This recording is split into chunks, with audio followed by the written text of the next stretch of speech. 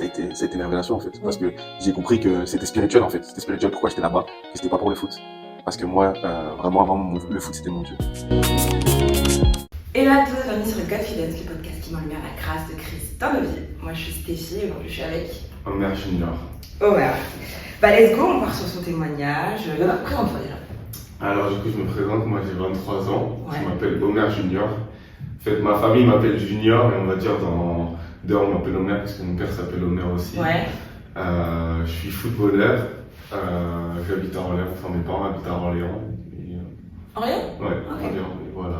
Quelle origine? Congolais. Nickel. Et toi? Centrafricain. Ah. On est voisins. Tu joues où? Je joue en Roumanie, enfin j'ai joué en Roumanie. Ouais. Et là pour l'instant je suis sans club mais je vais pas tarder à repartir. Ok. Et du coup ton témoignage il se base sur quel verset? On part de quoi? Bah franchement mon témoignage se base sur vraiment Job 1, je pense, parce que j'ai été quelqu'un qui on va dire se basait beaucoup sur le matériel, sur le match vu, le fait d'avoir, le fait de ne pas avoir, et vraiment ce verset c'est ce qui vraiment je pense qu'il expérimente bien ma vie et ma vision des choses maintenant. Ok, donc genre, juste pour le citer, Job 1, 21. Je suis sorti nu du sang de ma mère, et nu je retournerai dans le sein de la terre. L'Éternel a donné, l'Éternel a ôté, que le nom de l'Éternel soit béni. Et Romain? Romain aussi? Romain aussi. Ouais. Romain 5, 4. Enfin, Romain 5, de 3 à 4. Mais je pense vraiment le Job 1 et on va dire le Romain C'est encore ici, plus. c'est ça. Après, c'est la combinaison des deux peut-être. C'est ça, je pense. Donc ouais, donc Romains 5, 3, 4. Bien plus, nous nous glorifions même des afflictions, sachant que l'affliction produit la persévérance la victoire dans l'épreuve, et cette victoire, l'espérance. C'est beau, hein, c'est aussi beau, franchement, c'est beau. Non mais c'est deep hein, parce que c'est des versets que j'aurais pas. Souvent on prend des trucs un peu d'amour, Dieu nous a aimés et tout. Non, Mais moi c'est vraiment dans l'affliction que ton moi témoignage se c'est dans construit. l'affection, dans la persévérance, dans vraiment tout ça. Ok. Bah allez, on commence par ton enfance alors. Alors, du coup, moi je suis né d'une famille catholique, chrétienne catholique. Ouais. Maman allait à l'église, on suivait, etc. Et à partir d'un certain moment, on va dire, on a grandi. Moi personnellement, j'ai arrêté d'aller à l'église, j'avais 13-14 ans par là. Et ma famille a continué d'aller à l'église. J'ai une grande sœur, juste au-dessus de moi, qui elle a fait le premier pas, on va dire, dans les églises évangélistes, qui est partie. Ma mère, ça, on va dire au début, elle regardait en mode quand même, elle a regardé, mais sans regarder, tu vois. Pour elle, tant qu'on allait à l'église, qu'on priait, pour elle, c'était le principal. Et du coup, c'est vraiment, on va dire, ma grande sœur qui a fait cette intercession, j'ai envie de te dire, parce que juste après, on a tous suivi. J'ai une autre grande sœur aussi, du coup, qui l'a rejoint dans l'église. Ma petite sœur et moi-même du coup, et même ma mère parfois qui vient à l'église avec nous, etc. Mais bon, elle dit qu'il y a un peu trop de jeunes à l'église, donc elle dit qu'elle préfère rester avec son pasteur maintenant. Ok. Et, sachant coup, que quand vous allez à l'église, enfin, t'as grandi dans une famille chrétienne, mais c'était genre dans le quotidien aussi. Non, franchement, c'était pas dans le quotidien, c'était, on va dire, à Noël, de temps en temps, quand il y avait des baptêmes pour les enfants, mais on va dire, j'avais la connaissance et l'existence qu'il y avait un Dieu, etc. Mais franchement, ma vie. Ouais, ton quotidien était classique. On va dire, je priais tous les soirs, mais franchement, mes prières, c'était du n'importe quoi. C'était du n'importe quoi. Franchement, mes prières, de peut-être mes 6 ans à mes 13 ans, c'était tout le temps la même chose. C'était Dieu fait que je sois footballeur professionnel. C'était vraiment tout le temps ça. Ça a fonctionné. Ça a fonctionné par la grâce de Dieu. Ça a fonctionné, mais franchement, c'était vraiment pour les intérêts, tu vois. C'était pour les intérêts de Dieu, etc. Et maintenant, on va dire, en grandissant, je vois maintenant comment prier, parce que franchement, pour moi, c'est pas une prière, tu vois. Ouais. Tu parles que de tes intérêts, c'est pas une prière. Et du coup, comme je te disais, ma vie, franchement, c'était, on va dire, chaque soir, je priais, mais ma vie ne reflétait pas la vie en Christ. Ok, donc t'as grandi une grande famille. Ouais, très grande famille. Vous étiez combien d'enfants? J'ai 6 sœurs et 3 frères. Waouh! Et c'est comment tu vas dans une grande famille? Genre, ta place, franchement, j'étais l'avant-dernier. Je suis l'avant-dernier du coup, et franchement, non, c'était incroyable. Ok. C'était incroyable, on avait une grande table, on était 10. Moi qui faisais 2 casseroles, on mangeait tous. Franchement, on mangeait à notre faim. Par exemple, on mangeait à notre faim. Je m'ennuyais jamais. Quand j'avais plus de vêtements, je prenais les vêtements des grands frères. Donc vraiment, non, franchement, j'ai vraiment aimé mon enfance et j'ai kiffé avoir une grande famille. Maintenant, ça fait que j'ai beaucoup de neveux, nièces, etc.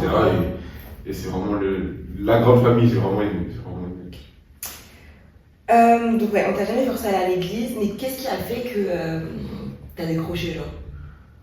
Qu'est-ce que je pourrais te dire? Le fait que j'ai décroché, on se dit, j'avais pas, on va dire, j'avais pas vraiment cette révélation. Ça veut dire que je savais qu'il y avait un Dieu, comme je te disais, mais sans plus, quoi.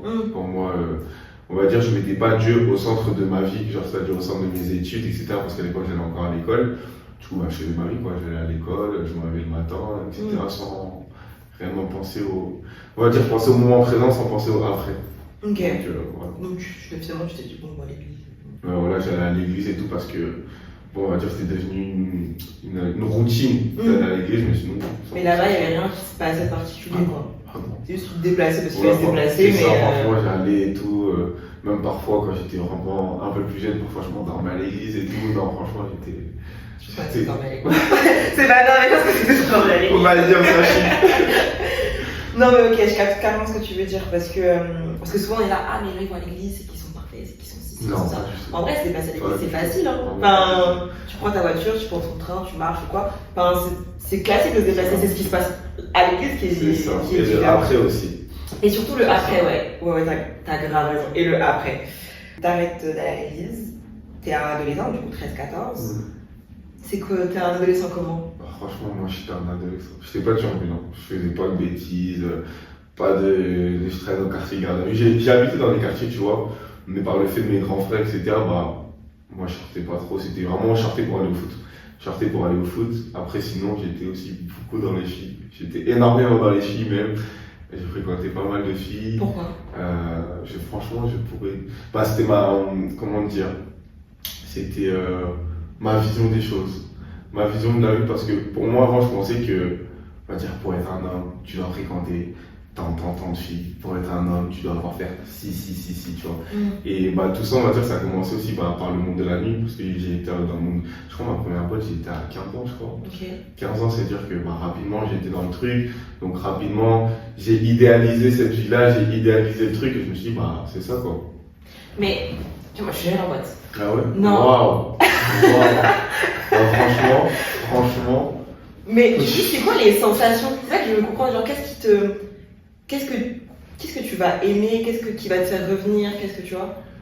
Qu'est-ce qui te fait revenir? Moi, je dis, c'est, on va dire, sur le moment même, tu vois, tu passes ta soirée et tout, tu t'amuses, etc. En fait, c'est que tu penses pas forcément au après et tu penses pas forcément à la vie réelle, tu vois. Pour moi, on va dire, tout ce qui est boîte de nuit, etc., pour moi, c'est. Des échappatoires? Ouais, un échappatoire. C'est du virtuel. Tu vois, c'est du virtuel, c'est-à-dire que tu vois des gens que tu vois pas forcément tous les jours, c'est-à-dire que tu prends le rôle que tu as envie, tu vois. Et comme je t'ai dit que moi j'étais beaucoup dans le match vu, c'est-à-dire que c'était cet endroit, j'y allais, fallait qu'on me regarde, tu vois. Fallait qu'on me regarde, fallait que ci, fallait que ça. Donc j'avais mon petit personnage, etc. Et moi je dis, c'est, on va dire, attends, j'avais une phrase, c'est un plaisir éphémère pour un regret éternel. Et tu vois, et c'est vraiment ça. En fait, c'est un plaisir en mode de nuit éphémère pour en fait un regret éternel, parce que franchement, ce qui se passe en boîte, c'est fou. Tu regrettes? Pas forcément regret, parce que c'est ce qui m'a permis, on va dire, d'avoir la vie que j'ai aujourd'hui, tu vois. Et je pense que peut-être si j'étais pas passé par là, ça aurait peut-être été différent. Et comme on dit, t'es jamais trop sale pour revenir à Dieu, en fait, tu vois. Et vraiment, de là où il m'a sorti, je me dis waouh. En fait, c'est pas juste témoignage. Je dis même, c'est encore. Enfin, Dieu est encore plus fort parce que où j'étais là-bas là. Franchement, c'était noir. Ok. Et la musique, tu m'avais parlé de la musique. C'est ça. Et la musique aussi, j'étais énormément aussi dans la musique parce que j'ai un frère qui est un artiste. C'est un artiste. Ok. Du coup, tu fais quoi dans la musique? Il fait je pourrais dire. Il fait tout, du rap, R&B, les sons du monde, quoi. Les sons d'aujourd'hui, quoi. Okay. Et du coup, vers mes 13-14 ans, j'ai commencé à aller au studio avec lui. Donc forcément, parfois j'écrivais avec lui. Quand il faisait un son, il me l'envoyait en premier. Et vraiment, c'était, on va dire, mon avis qui l'importait énormément. J'étais vraiment son soutien, tu vois. À 16 ans, je me déplaçais en Suisse pour aller en showcase avec lui et tout. Tu vois, vraiment, j'étais comme son manager, mais je le suivais, tu vois. Vraiment, je le suivais. Et on va dire, ça a été quelque chose qui m'a beaucoup retenu aussi, tu vois. Parce que forcément, du coup, quand j'ai commencé à rentrer en Christ, ça, on va dire, je savais pas trop comment faire, tu vois. Ouais, comment gérer Si, la musique. c'est ça, s'il fallait le encore soutien. que je le soutienne, qu'il le prenne pas trop mal, que si, que ça. Et au début, ça a été un peu compliqué. Et je pense que ouais, ça va le faire. Je pense que Dieu va le toucher. C'est pas, je pense, je crois que Dieu va le toucher. Amen. Parce que vraiment, il est en recherche de Dieu, tu vois. Mais tu sens que il y a Ouais. encore des Le choses monde est qui, sûr, c'est ça, quoi. qui le retiennent, que ça soit Ouais. son entourage, que ça soit la musique, etc. Mais je prie qu'il vienne à la maison. Amen. Mais globalement, enfin, tu vois, je reviens sur le fait que tu as dit que tu avais un personnage. Pourquoi tu avais besoin, par exemple, même le mal vu, etc. Pourquoi tu avais besoin de ça, de te montrer contre Marc ou un truc comme ça, tu vois? Je pense que ça a été dû aux réseaux sociaux. C'est que aussi, du coup, très jeune, j'étais sur les réseaux sociaux. Ouais. C'est-à-dire que j'étais beaucoup dans le ah, moi aussi je veux cette fille, ah, moi aussi je veux ça, ah, mais tu vois. J'étais beaucoup dans la comparaison, dans le site de ça, c'est-à-dire que je devais toujours, par exemple, je sais pas, je regardais le compte d'un gars, on va dire qui est footballeur, etc., parce que j'ai aspiré du coup à ça, et je voyais tout, je me disais, ah, lui il fait ça, il se compare comme ça, c'est comme ça, et tout de suite dans la comparaison, quoi. Ouais, c'est vrai que les réseaux sociaux aujourd'hui, et sur les jeunes, parce que c'est un peu la première cible, quoi, en fait, c'est super, et c'est aussi tellement nocif. C'est ça, en fait, il faut utiliser, on va dire, un bon entendeur, tu vois. Ouais. Il faut utiliser un bon entendeur, et c'est ne pas se comparer aux gens, ne pas regarder, parce qu'en Mais c'est fait, dur de passer par les réseaux, en fait, c'est pas la vraie vie, tu vois. Et j'ai mis du temps à réaliser ça. Franchement, j'ai mis du temps à réaliser ça, que les réseaux, c'était pas la vraie vie. C'est le meilleur aspect de nos vies, et encore, c'est un aspect qu'on construit, tu vois. Ça, parce que sur les réseaux, en fait, tu montres ce que tu as envie de montrer, tu Ouais. vois. C'est-à-dire que si chez toi, s'il n'y a pas de pâtes, s'il n'y a pas de. On sait pas, tu vois. On regarde, on voit juste ce que tu montres sur les réseaux. Et du coup, sur les réseaux, j'ai toujours eu, une communauté. J'ai eu pas mal de personnes. C'est-à-dire que vraiment, c'est comme si, avant, quand j'étais un peu plus jeune, mes stories, je postais mais vraiment toute ma vie. Genre, j'étais H24 sur mon téléphone, H24 je postais, H24 je ci, je ça, tu vois. Et le fait aussi qu'après, du coup, quand j'ai commencé à avoir 18-19 ans, quand je suis parti de chez mes parents, c'est là où vraiment j'ai réalisé, mais là c'est chaud, tu vois. En mode, on va dire, j'ai tant de cas d'abonnés sur Insta, mais quand il y a des problèmes, il n'y a personne, tu vois. Ouais. Quand il y a des sous, il n'y a personne, et c'est là que tu te dis. C'est bah ouais, ton illusion elle est retombée un peu C'est ça. sur les réseaux, ok. Ouais, du coup les réseaux, enfin ouais, le regard des autres un peu, l'attente qu'ont les autres de toi, etc. Ça a vachement joué sur ta construction, si je peux dire ça comme ça, ouais. Mais après, t'es parti de tes parents pour le foot.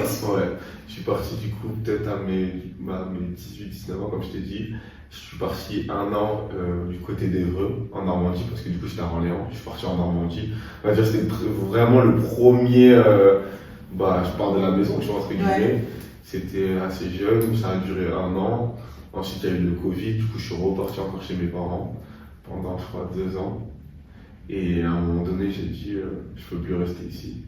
J'ai dit en vrai en fait on va dire il y a des choses qui sont passées dans le foot où je me suis dit j'ai été ici et là je me retrouve là. Je me dis je peux pas rester en France. Je sais pas pourquoi j'ai eu un truc comme ça, je me dis je peux pas rester en France. Et je suis parti du coup du côté de l'Espagne où j'ai fait 2 ans et demi.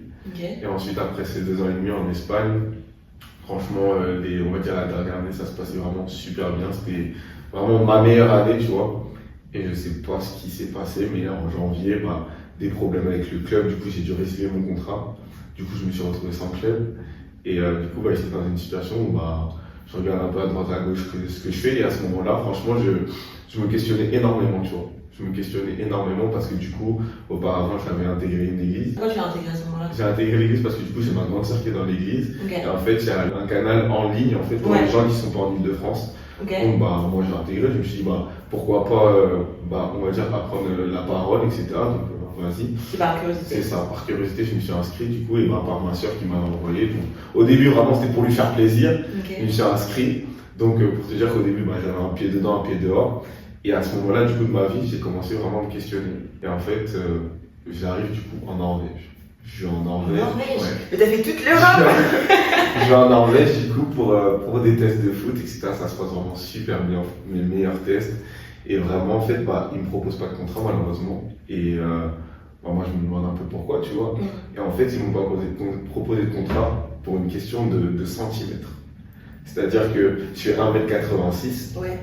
En fait, il souhaitait un jour un peu plus grand que moi, tu vois. Ok. Il souhaitait un jour, en fait, le coach, il avait vraiment ses critères, tu vois. Et il m'a dit, franchement, je te respecte énormément pour ce que tu as fait. Tu es venu en Norvège, jusqu'en Norvège tout seul. En gros, tu m'as impressionné, etc.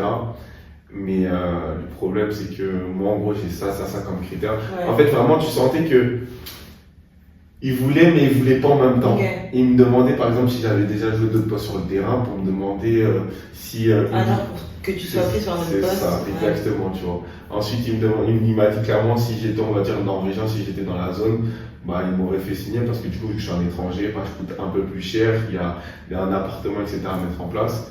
Et du coup, bah, je suis pas amené à signer ce contrat-là. Mhm. Et du coup, bah, dans la foulée, je reçois un appel, je me retrouve en Roumanie. Ok. Ok.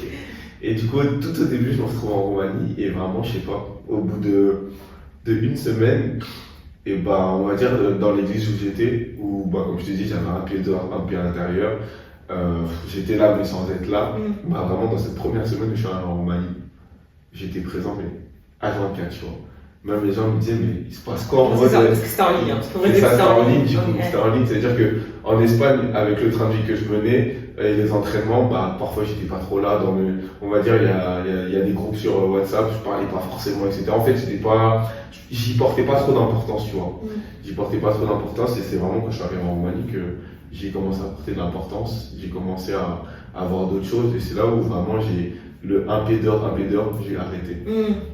J'ai arrêté. Et en fait, plus le temps il a avancé et plus je comprenais pourquoi je suis arrivé en Roumanie, tu vois. Alors, avant que tu me dises pourquoi, j'ai une question. C'est que je pense que ton quotidien il était quand même rempli. Genre, quand tu joues en pro, t'as des entraînements, t'as ci, t'as ça, en plus t'es à l'étranger, donc il faut que tu t'adaptes à ta nouvelle vie, etc. C'est ça. Comment t'as fait pour, se prioriser, tu vois, cette relation avec Dieu, prioriser ses temps sur le groupe, sur les moments de prière, etc. Tout ce qu'ils pouvaient mettre en place dans ton église. Alors qu'en vrai, tu sais, genre, on a toujours la bonne excuse de j'ai pas le temps, j'ai des trucs à faire, etc. Tu vois. Bah, tu vois, par exemple, en Espagne, je m'entraînais le soir. C'est-à-dire que tout ce qui était Zoom, enseignement, etc., c'était le soir aussi également. C'est-à-dire que je pouvais pas participer. Franchement, je les rattrapais pas forcément, tu vois. Et c'est quand je suis arrivé en Roumanie, bah, on va dire, tout collé. J'avais entraînement les matins. C'est-à-dire que j'avais vraiment mon train de vie où vraiment je me suis mis, on va dire, une ligne directive où vraiment je me suis dit non, là c'est ça. C'est ça, il y avait une place pour tout. Par exemple, le matin, je me levais, j'allais à l'entraînement. Ensuite, je faisais ma sieste. Ensuite, après ma sieste, je faisais mon temps de méditation. Ensuite, j'avais l'enseignement. Vraiment tout collé, tu vois. Vraiment tout collé. C'est là où, on va dire, j'ai pu instaurer une certaine discipline que j'avais dans le foot. J'ai pu l'intégrer cette discipline à une discipline de vie. Exactement. Tout simplement. Ok, donc tu te retrouves en Roumanie. C'est ça. Vas-y. Du coup, je me retrouve en Roumanie. Tout change. Là, je suis vraiment investi à 100%. Je suis investi à 100%. Je suis présent. Je me suis acheté ma Bible, ma première Bible aussi. Je me suis acheté ma première Bible. J'ai vraiment commencé bon, je lisais la Bible sur le téléphone. Ouais, c'est pareil. Mais c'est pas la même chose, tu vois. C'est pas la même sensation. C'est-à-dire que j'ai vraiment commencé à lire la parole. J'ai tout simplement commencé, on va dire, à être vraiment le chrétien dedans, tu vois. Là, pas un pied dehors, pas un pied à l'extérieur. Et du coup, je suis en Roumanie. Et du coup, j'ai passé 4 mois en Roumanie. Où vraiment, pendant ces 4 mois, ça a été une révélation, en fait. Parce que j'ai compris que c'était spirituel, en fait. C'était spirituel pourquoi j'étais là-bas, que c'était pas pour le foot. Parce que moi, vraiment, avant, le foot, c'était mon Dieu.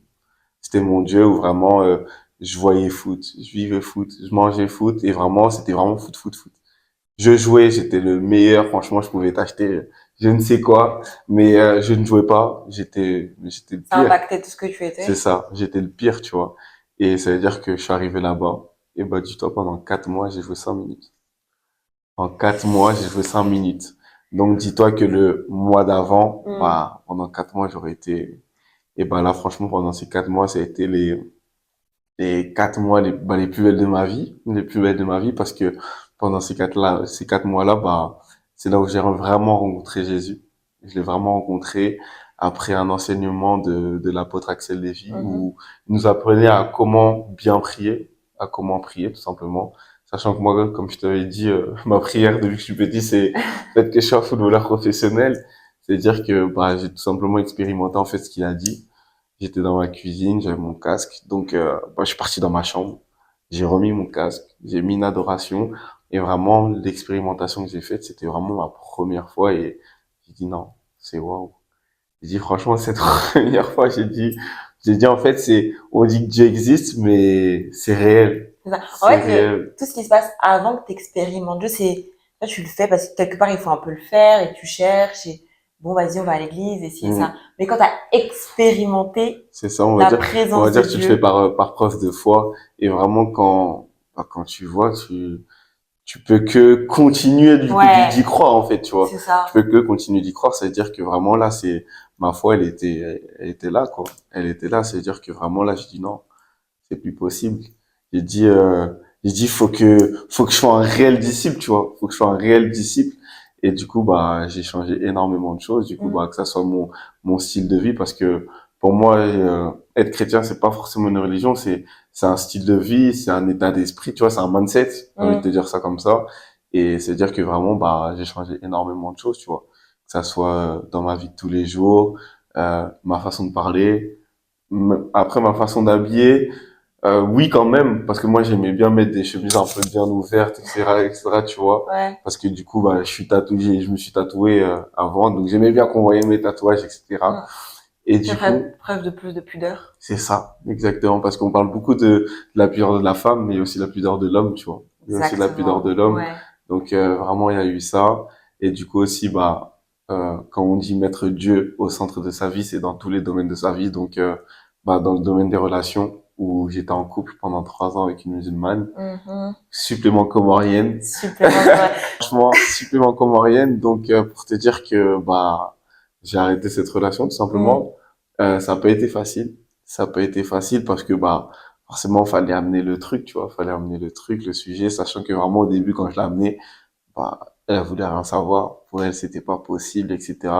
Pour elle, vraiment, elle continuait de me dire, on a le même Dieu. Si on s'est retrouvé, si ça, bah, c'est parce que si, pour moi, c'est le destin, La etc. Tu vois, c'est la Dieu. volonté de Dieu et tout. Avant, c'était des choses que je pouvais accepter, tu vois. Mais maintenant, pas ça méritait, tu vois, mais je pouvais pas Bah, quand t'as la accepter. révélation de la vérité, forcément, quand des choses ne sont pas en accord avec cette vérité, Mm. Moi, au début, bah, j'avais pas forcément la connaissance, tu vois. On va dire, j'avais pas forcément déjà lu la Bible, c'est-à-dire que ouais. vraiment, je savais juste que musulman chrétien, ah, bizarre, tu vois. Mais pour ma part, franchement, je te mens pas, pour moi ça allait le faire, tu vois. Pour moi, il n'y avait pas de problème, ça allait le faire. J'étais dans un délire, après, j'étais pas au courant, tu vois. Et vraiment, quand j'ai commencé à rentrer dans la parole, c'est là que je lui ai dit, ah ouais. D'où l'intérêt de. C'est bête ce que je vais dire. Enfin, c'est classique quoi. Mais d'ouvrir sa Bible. C'est ça. Mais c'est ça, c'est vraiment trop ça, genre. Ouais, juste ouvrir. Parce qu'en fait, je le répète en plus, je crois, à chaque épisode, mais. Mais en fait, la Bible, il y a tout dedans. Et là, pour faire écho à ce que tu viens de dire, c'est que ne vous mettez pas avec les infidèles sous un joug étranger. Après, il y a la suite du verset. Mais, en fait, je pense que c'est clair. Oui, Il n'y a même pas d'interprétation particulière à avoir sur le truc. Et quand tu vas sur la suite, tu dis que même quand il y aura un enfant, ça va se passer comment? L'enfant, il va être musulman, il va être chrétien, tu vois, ça va être une source de conflit, ça va être bah, c'est passant, tu vois, c'est pas quelque chose de ça. Souvent les gens se disent oui, mais en fait la religion c'est personnel, donc bon, chacun peut faire dans son coin, etc. etc. J'étais comme ça au début, franchement, avant je pensais aussi que pour moi même, dis-toi, pour moi je me disais prier à la maison, ça me suffit, tu vois. Et vraiment en fait non, on va dire vraiment quand tu grandis dans ta foi, c'est pas possible, t'es obligé d'avoir une église locale, t'es obligé d'être bâti et enseigné en fait tout simplement. Exactement. Bon, on va dire, on se faisait pas la guerre, mais pendant une bonne semaine, on s'envoyait énormément de TikTok, où vraiment c'était balle, tu vois. Elle qui m'envoyait des trucs, moi qui lui envoyais des trucs, franchement, c'était waouh. Et, du coup, comme je disais, c'était très compliqué, parce que, bah, c'était compliqué, tout simplement. Bah ouais, et une vraiment, relation de 3 ans. on va dire, ce qui a facilité ça, c'est que, bah, j'ai énormément prié pour que, bah, Dieu apaise notre cœur, que ça soit à elle ou à moi. Vraiment, au début, je m'y pensais pas capable. Et vraiment, bah, quand on dit Dieu fait, vraiment Dieu fait, tu vois. Et franchement, pour moi, je te mens pas, pour moi, c'était cette année ou l'année prochaine, je pensais mariage, genre. Vraiment. C'était quand? C'était en 2024, du coup, cette année. Attends, non, pas le mariage que t'étais en Roumanie. C'était là, c'était de Ok. janvier jusqu'à là au mois de mai. Je suis rentré là Donc au mois de là, mai. ce que tu me racontes, c'est récent. C'est là, Ok, c'est tout d'accord. récent. Ok. C'est tout récent. Donc, ok, C'est ouais. vraiment tout récent. Et du coup, je pensais vraiment au mariage, etc. Et bah, je me suis dit comment je vais faire, tu vois. Mariez-vous. Comment je vais faire? Et vraiment, bah, Dieu, il a fait. J'ai énormément prié, tu vois, pour que Dieu apaise mon cœur et apaise également aussi son cœur, tu vois, parce que mon but, c'était pas non plus ouais, comment dire, de lui briser le cœur comme ça, tu vois. Et vraiment, Dieu, il a fait parce que quand, on va dire, j'ai amené le truc petit à petit, et vraiment, bah, au final, elle a fini par comprendre et fini par accepter, tu vois. Sachant que c'était vraiment, elle me disait des paroles du genre, c'est bien, tu te rapproches de Dieu, etc. et tout, tu changes ton style de vie, c'est vraiment bien, mais moi, tu ne changeras pas, tu vois. Des paroles comme ça, tu vois. Et c'est vraiment, c'est des paroles qui m'ont impacté énormément, tu vois. C'est vraiment énorme parce que tu dis que elle comprend, mais en même temps, c'est contradictoire, tu vois. Après, c'est compliqué, tu vois, parce que il y a souvent, dans un sens ou dans l'autre, le truc de oui, t'as toujours un peu l'espoir que la personne se convertisse et tout. Mais, j'ai encore inversé comme ça. Car que sais-tu, femme, si tu sauveras ton mari, ou que sais-tu, mari, si tu sauveras ta femme. Et en fait, c'est un tiercé qui est pas forcément gagnant. Toi, tu mises sur ça, mais tu sais pas. Dieu sait. Mais en vrai, t'es pas là pour mettre au défi tout. Enfin, tu vois, t'es là pour évangéliser, mais t'es pas là pour convertir. C'est ça. Ah ouais, t'es là pour poser des semences, mais tu veux pas prendre la décision à quelqu'un de se convertir, tu vois. Et donc, miser sur toute ta vie, un peu, parce que le choix d'un mari, d'une épouse et tout, bah, c'est un peu. Bah, c'est très important. Trop sur important. l'espoir qu'elle se convertisse un jour, c'était compliqué. C'était compliqué. Du coup, bah, on a décidé de se séparer. Un commun accord, tu vois. On s'est séparés. Et vraiment aussi, ce qui m'a aidé à passer cette étape-là, c'est la rencontre d'une sœur que j'ai faite en Roumanie, qui, je ne savais pas qu'elle était en Roumanie, qui était dans mon gris. Elle était en Roumanie Elle était en physiquement? Roumanie, oui, Ah, ok, physiquement. d'accord. Elle était en Roumanie, du coup, physiquement, à 15 minutes de chez moi. On est dans la même église, genre ça faisait 2-3 mois, mais j'étais pas au courant, tu vois. Ouais. Parce que vu qu'avant, on va dire, j'y portais pas vraiment l'importance que j'y porte maintenant, tu vois. Parce que avant, je négligeais énormément, tu vois. Et quand j'ai rencontré cette sœur, bah, la même chose. Elle sort avec un Comorien, ça fait 3-4 ans. Supplément, ce Comorien, il est né le 26 juin, comme moi, vraiment le même jour. Et vraiment, c'est-à-dire que on se complétait en fait, parce que je comprenais, je ressentais ce qu'elle pouvait ressentir, et elle me comprenait, elle ressentait ce que je pouvais ressentir. C'est-à-dire que vraiment, on se fortifiait en fait, tu vois. On se fortifiait, comme on dit. Bah c'était vraiment une sœur vraiment où on va dire je pouvais lui parler quand ça allait pas bien et tout, je pouvais lui dire ça. On partageait la même expérience. C'est ça, on partageait le même truc, tu vois. C'est-à-dire que ça a été un peu plus facile, de sortir de là et de prendre des décisions, sachant que bah je pense que ça soit elle comme moi, on était énormément dans l'affection, et du coup ça a été plus facile, et donc t'as réussi à passer le cap. j'ai réussi à passer le cap. Ça a aussi été un bienfait que tu étais en Roumanie à ce moment-là, parce que ça aurait été peut-être un peu plus compliqué on était face à face, ça aurait été plus compliqué. Le fait que je sois en Roumanie, que je sois vraiment loin. Comme on dit, vraiment Dieu, il m'a isolé, dans ce fameux centre de formation, tu vois. J'aime bien dire ça parce qu'il m'a formé, tu vois. Il m'a vraiment formé sur l'état de mon cœur, sur l'état d'esprit, sur vraiment énormément de choses, tu vois. Et bah, quand il a jugé pour lui que là, c'est bon, il est formé, c'est parti, tu vois. Il repart à la guerre, tu vois. Vraiment en mission. Et bah franchement, ça m'a fait énormément de bien d'être en Roumanie. Ouais, ce voyage, c'était pas le foot. C'était pas le foot. C'était vraiment pas le foot du tout. Vraiment pas le foot du tout. Même, il y a énormément du coup de proches à moi qui étaient surpris, tu vois, qui me disaient, mais t'es sûr ça va bien? Là, tu joues pas, etc. et tout. Tu te sens comment? Parce qu'ils savaient qu'avant, là, je jouais pas. Limite, je peux ne pas te répondre pendant 24 heures, tu vois. Et là, vraiment, non, j'étais bien, j'étais content. Et vraiment, mes proches me disaient, mais waouh, tu vois. Vraiment, Dieu, ce qu'il est en train de faire, c'est incroyable, tu vois. Et vraiment, mes sœurs en ont pleuré et tout, parce que vraiment, c'était pour elles si j'étais le dernier vraiment à rencontrer Dieu, tu vois.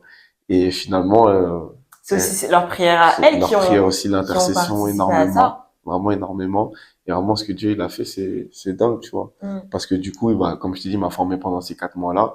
Et là, je suis revenu, on va dire, et vraiment, je suis revenu Et bah, certaines personnes me disent même que physiquement, j'ai changé un peu, tu vois. Ils me disent que je brille, tout simplement, Mais tu vois. alors, ça, c'est un vrai constat que j'ai. Hein. C'est- Les gens en Christ, ils ont un truc en plus. Ouais.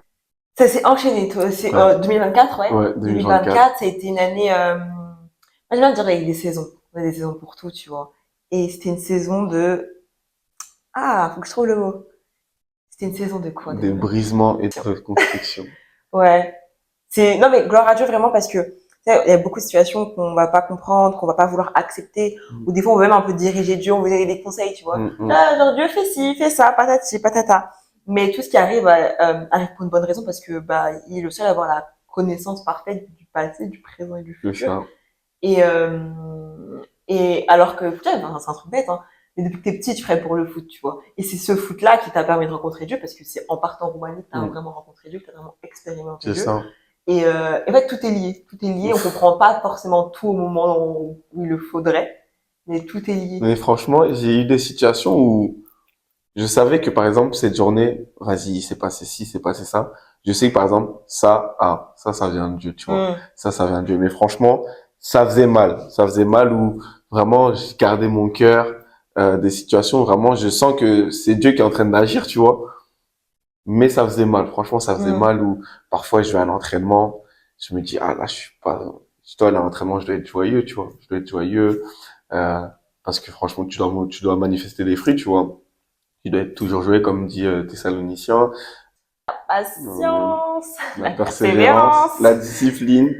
Et ouais, c'est vraiment, en fait, dans l'épreuve, et ben dans l'affliction, comme ton verset le dit, que tu t'es construit, en fait.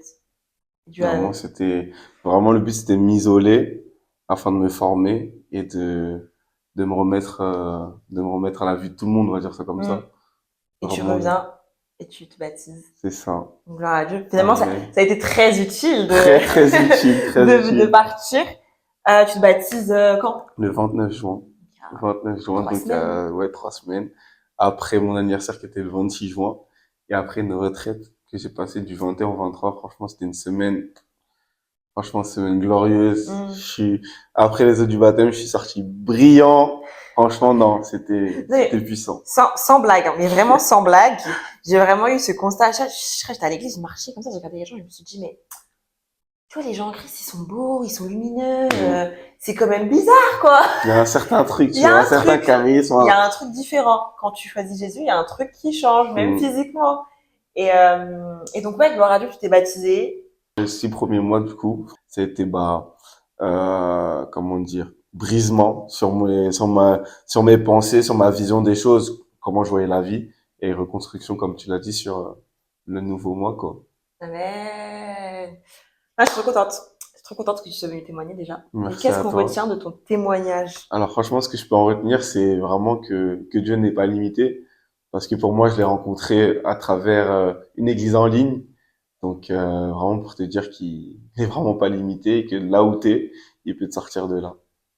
Gloire à Dieu. Et toi, qu'est-ce que t'en retiens? Moi, je retiens que c'est pas le monde va te pousser à te construire une personnalité, à te construire un rôle, etc. Et que Jésus libère. Amen. Soyez libres d'être vraiment ce que Dieu a mis en vous. Ouais, ce que Dieu a mis en vous. Et après, on ressort lumineux. C'est ça, lumineux, brillant. En tout cas, merci beaucoup. Merci à toi, franchement. Merci à vous d'avoir écouté. Et si vous aussi, vous voulez venir témoigner, écrivez-moi à godfidence.cast@gmail.com ou en DM, godfidence-du-bas, le podcast. Et voilà, on se retrouve très vite pour un prochain épisode. Soyez bénis. Après les eaux du baptême, je suis sorti brillant.